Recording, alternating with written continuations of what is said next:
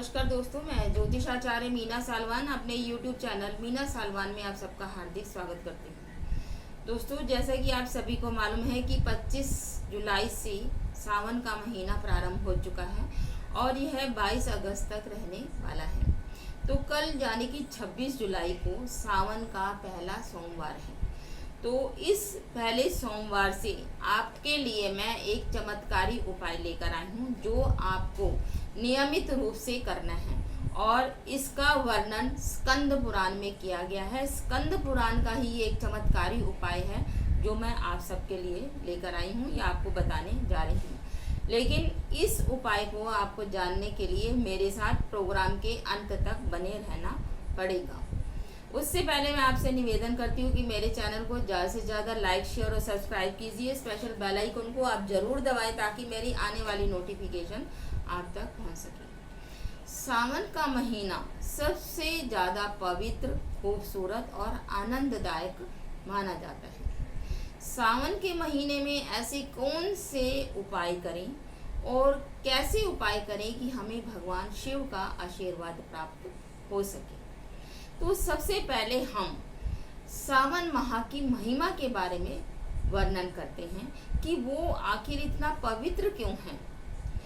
ऐसा माना जाता है कि सावन माह में ही समुद्र मंथन हुआ था और समुद्र मंथन में ही भगवान शिव ने हलाहल विष का पान किया था।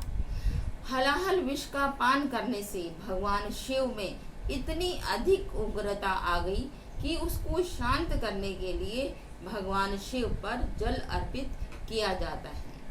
इसीलिए सावन के माह में भगवान शिव पर जल अर्पित करने का या जलाभिषेक करने का विशेष महत्व माना जाता है।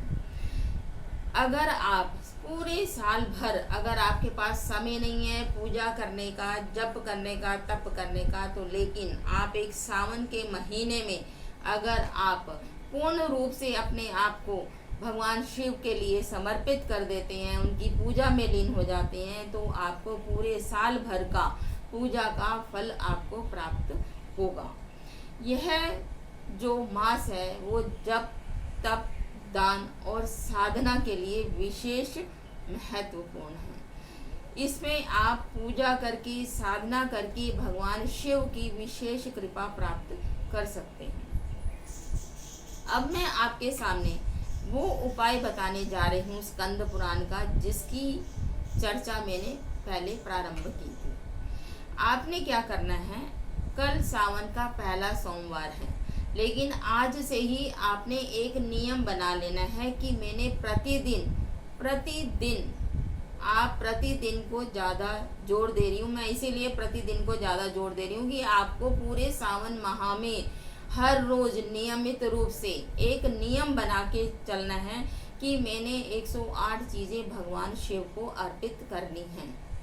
अब वो 108 चीज़ें चावल के दाने भी हो सकते हैं, 108 हरे मूंग के दाने भी हो सकते हैं, 108 काले उड़द के दाने भी हो सकते हैं, क्योंकि काले उड़द शिव को अति प्रिय, शनि से संबंध रखते हैं, इसलिए आप 108 काले उड़द के दाने भी भगवान शिव को अर्पित कर सकते हैं।